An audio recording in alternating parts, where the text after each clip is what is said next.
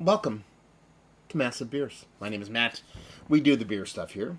Most of it's usually, it's review oriented, but we do a bunch of different things, and something we do every now and then is kind of just like channel update, shed update, beer stuff update. Let's put it that way. It's been a while since I've done one of these. It was March, and it is now July. I know a lot of people tend to do them quite often. But my life is pretty, you know, uniform, pretty static. Got the kiddo and the family, number one. Um, you know, Life in general, beer stuff, all kinds of fun stuff. But I like to do these, especially when there's cool stuff going on and cool stuff on the horizon. So here we are. First things first, beer reviews. I keep doing them. Actually, probably kicked up my production a little bit based off of previous beer review stuffs. Once kind of took a break and pumped the brakes on doing beer reviews, once a week maybe.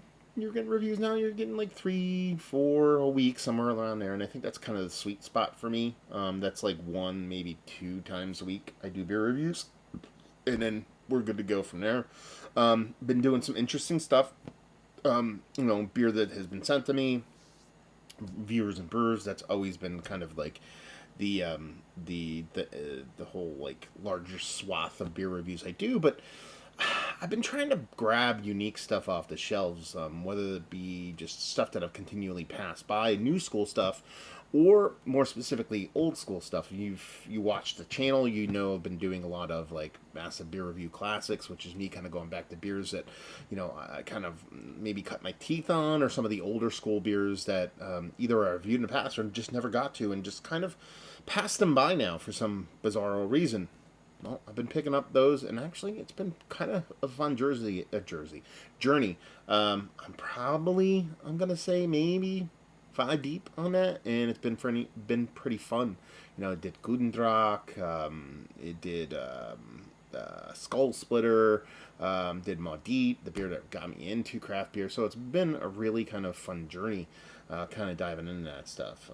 Also doing a lot of like hyper local stuff as of late. I know that's probably not the most exciting for a lot of people that watch the channel that aren't in New Jersey, but we've had some really cool brewery openings in and around my parts. Oak Flower Brewing, Buttsville Brewing is open here. They've been around for years. So Autodidact, we have Esquihart is going to be open a brewery soon.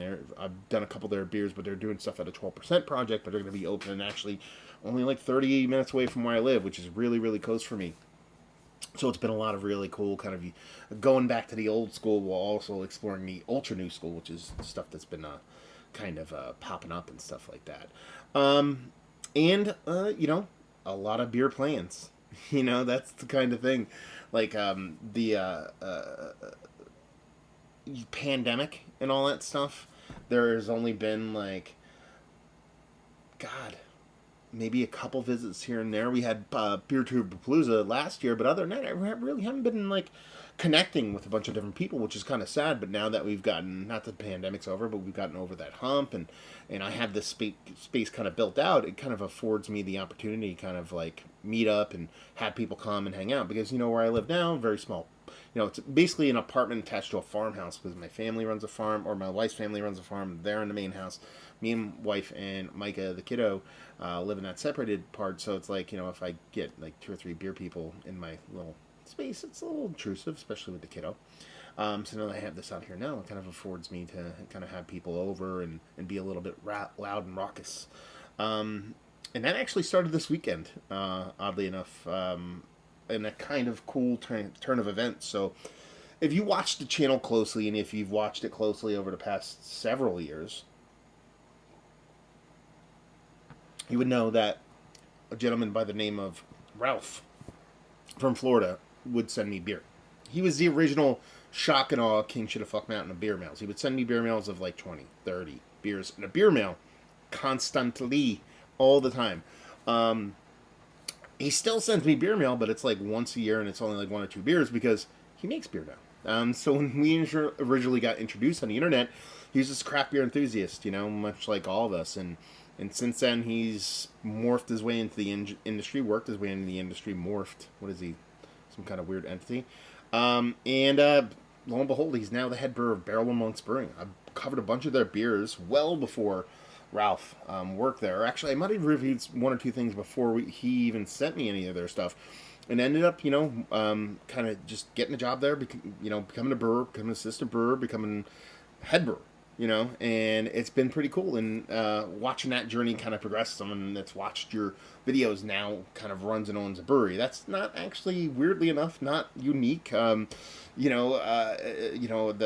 Five Baron brewery, they kind of were watchers from the beginning. There's other people that watch the channel that went on to open breweries, but with Ralph, I've never actually met him in real life. It's kind of weird. You kind of had this like little friendship and just never really just kind of thought about the weirdness of it not being an in-person thing. Well, lo and behold, he was coming up to Maine, which isn't super close to me, for 4th of July weekend, and he was just kind of asking me, where should I go? What should I do? And I was like, you know what, dude, I'll tell you right now, I'm kind of bummed that you're not closer, because it would have been really, really cool for us to actually chug a beer in person for the first time. He looked at the, map. I don't know why I looked at my wrist like it's a watch map. Anyway, and he's like, you know what, you're 6 hours away. I'm coming. So him and his buddy Rich drove down, met up with me and Keith from 93 Lumber, and we had a blast. We got a little food, little beer at a great little tap house, went to a couple breweries, ended up coming back here, and him and Rich stayed in here. We hung out until, midnight or so. They stayed and kind of skedaddled the next day back up to Maine, and, it being Sunday night now, you should be leaving tomorrow morning, but I had a blast, and it just kind of made me kind of look forward to a lot of the stuff that's going to be going on with the summer, which beer-related stuff. Probably the next thing to happen, I would imagine, would be my buddy Tom Beam. He was one of the OG kind of beer mailers that would send me beer from, he lives in Brooklyn. We became fast friends. He was at my wedding. And we used to hook up every now and then, hang out in real life. I'd go up to New York. He'd come down here. But, pandemic, it's kind of hard with that kind of stuff. Last time I was up there, I forget when it was. Anyway, to make the longer story the longest, my buddy Brad, he's done reviews with me before. He's in the beer industry. He's always been in the kind of the business side of things when it comes to beer, not in the brewing side of things, distribution, stuff like that, branding and stuff like that. And he'd done the podcast, done beer reviews, like I said. And he ended up moving to New York pre-pandemic, working for a couple of larger breweries, Blue Point and Flying Dog Brewing, a couple different people, but had his fill in New York and decided to move back.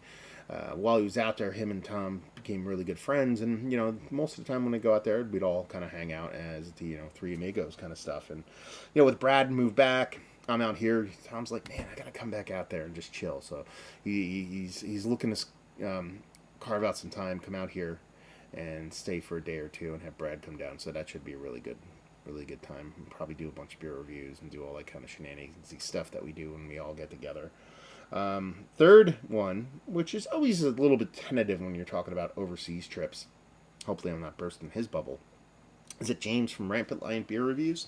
If you don't know who he is, check him out. He is, he's Scottish, but I believe he's in Copenhagen or close to Copenhagen now, in university. And a couple, maybe I want to say right around the beginning of the pandemic, he had a trip scheduled to the United States for a wedding for some close friends of his, and that obviously got the kibosh because of the pandemic. Well, the wedding is still going on, and it's going on this year, and it's going on in September, and he's like, I'm coming, and he's like, I want to hang. So that's going to be a fun little trip. Hopefully it materializes. You never know with these kind of overseas trips. Sometimes things can happen, but he's planning on come over for almost a whole month, September and October. And we're going to be chilling, probably doing a bunch of reviews. He's supposed to come here and hang for several days, so that would be really cool if he manages to do that. Unfortunately, and we'll get to this after this part, Beer-Tube-Palooza is going to be going on, as it always does. And, it doesn't always do it because of the pandemic, but he's going to be here during Beer-Tube-Palooza. It just so happened the date that was chosen democratically, I was almost going to say decromatically, is the day of the wedding that he's going to. So, but we'll talk about that. You might be able to swing something. Anyway, he's going to be coming. We're going to be chilling, doing all that kind of fun stuff. I'm super looking forward to that. Seems like a really good dude. You know, he has such a great following on YouTube, and he does such a great job of doing long form beer reviews. Something that I would love to do, but I just don't have the patience, probably nor the skill set to do. So if you don't check him out, I mean, he breaks it down from, you know, the beer, the history of the brewery, all that stuff goes into the review. Usually his reviews are, you know, half an hour, give or take. So be prepared for that. But it should be a really cool thing, just kind of chilling, hanging out, and stuff like that. The Beer Palooza portion of the show, 17th, I believe, 16th or 17th. That weekend of September is actually when we're doing the Beer Palooza. It used to be held here on my farm. It got to be too much with the kid and all that stuff. Just couldn't really hold it here. So starting with the last one, which is in Albany, I was like, okay, instead of me holding it at my place, let's all just figure out where we want to go. You know what I mean? Just kind of be like, is this cool where we go? Who wants to host it? Somebody's got to host it. Even if it's not at their place, they kind of have to host it. So everybody's like, that sounds really good. So let's pick the most centralized spot we could. That was kind of the Albany area. Kyle hosted that one. Ryan from No Hype Beer Reviews. We had a great time. But hosting can be stressful. So a lot of times that centralized location might go to somebody else. And this year we're like, who wants to do it this year? And Steven. The current and reigning King Shittifog Mountain when it comes to beer meal, Steven is going to be hosting it. So not even a beer tuber. Although I guess Steven would be honorary beer tuber. Anyway, he's going to be hosting it. It's a little bit further for some people. It's not very centralized, but the following year will probably end up going closer to them, so we'll even Stevens out. And then it'll be in Connecticut, which is going to be really cool. So you're talking about mid to late September in Connecticut. I will finally, most likely, be able to go to Fox Farm for the first time. So I might just go there and live there and not even go to beer.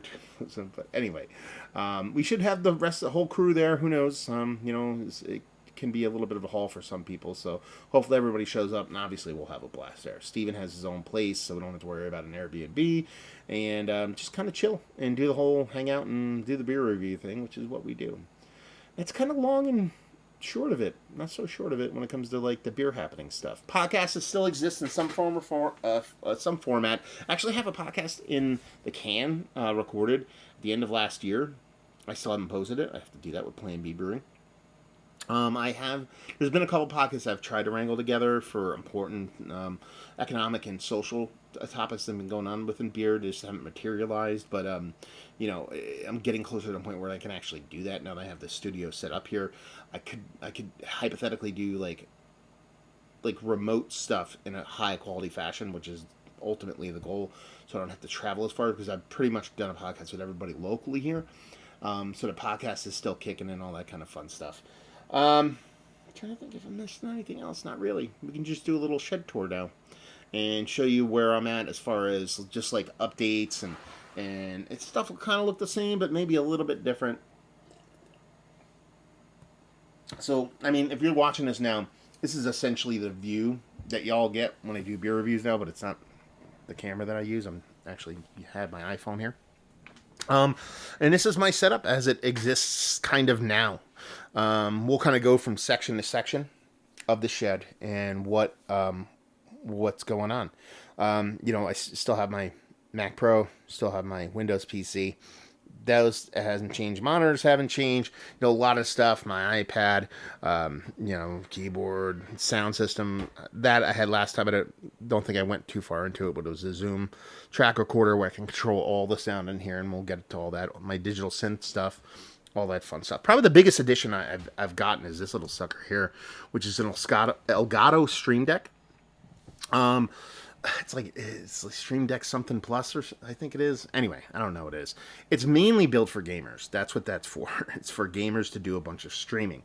I'm not a gamer, but it works. It actually works very, very coolly for me in a couple different specific ways.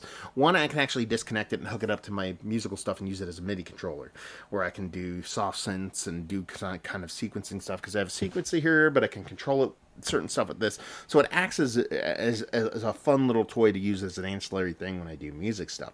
But the main portion of it is actually automation. I touched on this briefly when I did the first video on the shed here. Is that like I really wanted to kind of try to automate as much as I could. And that's what this is really doing. I have my two lights here that are on, you know what I mean, and they're connected to these dials. So like if I kind of pan back here, I can, just turn off stuff, and I can set macros and stuff. I can sit here and rotate this knob and get really freaking bright on the sucker, or kind of dumb it down a little bit and do all that kind of stuff and do a bunch of different stuff with lights. I talked about my blinds before. I have my blinds here. They're just kind of like an automated thing.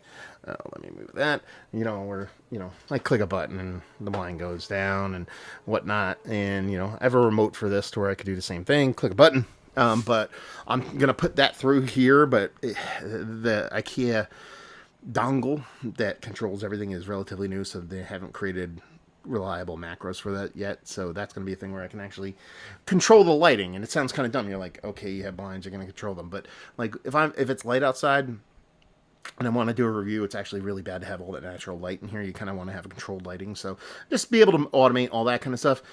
One of the big ones is actually a beer fridge.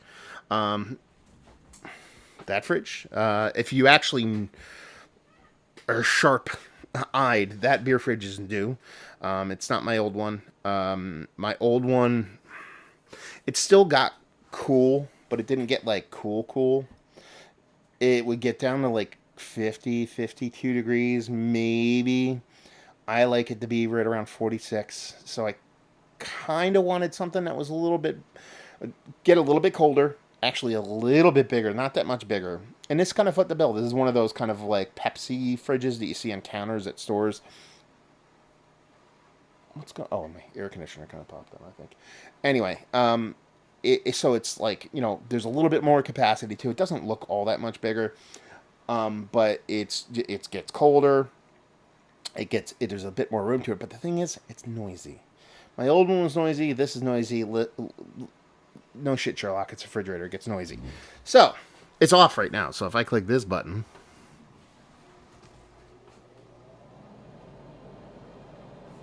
my fridge comes on. So if like I'm sitting down to do a review, I don't have to be like, oh man, I forgot to turn my fridge off, because this thing runs constantly. My other one would actually run on and off. This runs constantly, and then the compressor kicks on when it needs to get cold, so that's the fan going, and then the compressor will kick on, and it'll be a little bit louder. So that way I could just kind of just set up my review, click a couple things, lights go on, click this, fridge goes off, we're done and done. So that's fun, doing little things like that. This is actually the little stand my old fridge used to be on. It's just like an entertainment system, or an old AV rack. I'm using it as like glassware storage now, like putting all my glassware in there. Just kind of keeps it getting not ultra dusty. That's probably the one weirdest thing about getting in here. I didn't realize how dusty it would get in here. And I have, I got gear in here, I got my computers, I have my musical stuff. It would get so dusty. Like I would come in here and I would like, this LCD screen on here, it would just be like, I'd have to be like, man, that's a lot of dust on there. And I was like, what can I do about it? Well, lo and behold, I didn't realize, maybe I'm just being dumb and I just don't exist in that world. You can get different thickness screens for your window. The reason why it was so dusty is because I had my windows open all the time. I didn't have an air conditioner in here. Didn't have a need for it. So I had a fan in the window for circulated air, and it was just sucking in this dust all the time. I went and actually just bought like fine screen for a couple different reasons. There's not a big awning on this, so if it rains, rain gets in here.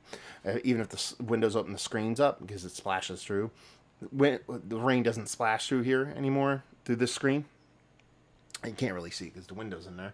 But, and dust doesn't come in. So that's actually probably the second best thing. Probably the number one best thing I purchased was just new screen material and actually rescreened the things. Oh, my beautiful oscilloscope. Yeah, this is probably the dumbest thing that I purchased for the for the setup here. I've always had a weird hard-on for oscilloscopes. For those that don't know, oscilloscopes are machines that measure a lot of different things. You can measure voltage, a bunch of different things, but it also can measure, intensity of wavelengths. And that's what you're looking at now. I basically have my microphone here hooked up and a secondary feed going to the oscilloscope. So anytime I do anything, I'll tap on the mic. it just kind of makes it bounce around. So when I'm doing a beer review, you see in the background, I think it looks cool. It's probably really stupid, is what it is. Yeah, Beer Tube Palooza hangs. Oh, this IKEA desk. I've tried to do as much of this stuff on a budget. And these little IKEA drawers cost like 150, 200 bucks. I don't want to spend this. I found this one's a little damaged. I found it like 20 bucks. This is the best drawer I've ever had in my life. I can fit so much of my crap that I need for everything in this thing. So that's like one of my great little kind of budget finds. I feel like I'm missing something, but yeah, whatever. I actually have a list of stuff that I want to cover, so I'll check it real quick. See, looks like I'm doing pretty good here. Anyway, so that's like the kind of main nerve center. As you could see, nail gun, tools, fans, more tools. We're still under construction here. There's a lot of stuff you can actually see, like, there's a little bit of patchwork spackling there. There's like a big, huge spackling job going on there. I'll cover that in a second. So we're not done, but music stuff. That's probably been the best kind of portion of this show. Last time when I talked about this, I was, kind of briefed over. There's just a little analog vocal setup with like, drum machine synths, all that kind of stuff, sequencer. Haven't really messed with that a ton, to be honest with you, because I've been actually doing a lot of vinyl stuff to be... This is one of the biggest perks, and I mentioned this several times in the other videos, just me being able to be loud to music. And having all my vinyl out here, clean the hell out of it. Actually ended up getting a new mixer. My old Pioneer mixer is, I love it. It's great. It's a DJM 500. It was just long in the tooth. Some of the things were a little bit not working great. So I basically sold it and got this with the price that I sold that for. It's just a Behringer, was it 4000? It has effects and all that kind of stuff in it, but it just works a billion times better, and way more reliable. Brand new, so that's nice. Ended up getting new styluses for my needles and the sound. These things I found at Goodwill. They're PreSonus 3.5-inch monitor, studio monitors. Did a bunch of research on these. Ended up finding these, I guess, brand new. You can get them for around like $100, but I ended up getting them for $50, and they are awesome. I'll put one record on just so you can hear. I don't know if you're going to be able to hear how nice they are, but oh man, the bass on these are fantastic. Like, I don't know if we... Let's see if we can get a little louder here. Why is that so loud? Like, that's like not even close to halfway of sound. So, it's been a joy to actually mix on these now, since it's been, kind of, I don't know, I've been using like weird speakers, not bad speakers, but just not super clean. Like, I'm not saying these are reference speakers, but they've been really, really nice. We covered the beer fridge, the core. We're starting to hang stuff up. Again, I'm going to hang this shelf somewhere and patching some stuff up, put some old art from friends, stuff like that. The old Valentine. Got some wall hangings. That's, painting my buddy did. But that thing right there is actually a big, huge, it's kind of like a, what do you call them? A shadow box. Kind of like a shadow box, but a really high-end one. I found it at like Goodwill for like $20. I'm going to frame my... I have this Arsenal jersey here. If you actually look, that be Thierry Henry's signature. When God, it was kind of probably about 8 years ago. So I belong to Arsenal New York City, the supporters club. I also belong to Philly too, but back then it was just New York, and Arsenal through New York's Arsenal New York City set up like a meet and greet with Thierry Henry when he was playing at Red Bull for the Red Bulls. So kind of rode the subway, went there, hung out, watched the game, met Thierry Henry, got an autograph. So I want to frame that so it looks nice. So just getting all that kind of stuff up and running. I got all the video game stuff, is my kind of Gotta have Rexon, even though it's not a video game. A little Uncharted stuff, a little Bioshock thing there, but a little Uncharted stuff, a little more Bioshock stuff. Is that the Spawny guy or something? Metal Gear out the wazoo. That I didn't realize was worth so much money now. Yeah, I have 2 copies of the original Metal Gear game. One is complete with the map and the instruction book and the whole nine. I go in Goodwill a lot to try to find things, old tchotchke things that I wish I had, that I lost, whatever. And I type in Metal Gear for figurines and stuff like that, and I saw that popped up, and there was an auction that ended at like $200. I couldn't believe it. It was actually had it in like a little shadow box up there, this frame, and that's another thing. My loft is not even close to being complete, but anyway, I had it in there, so I broke it out and put it back together and just threw it up on the shelf. More video game stuff, Mandalorian, little Arsenal, Funko Pop stuff. So getting the decor done, getting all that kind of fun stuff done. Home theater is bumping. Got all my speakers hooked up. Our AVR going. Got this Denon. I don't know if I had that last time. And I switched to this. Just works so much better because I needed audio return back and forth. I think I talked about that in the last one. And just got this all set up and going. TV looks great. Sound looks awesome. Get to be loud out here and listen to the Avengers and be super loud and not wake the kiddos up. Crappy air conditioner.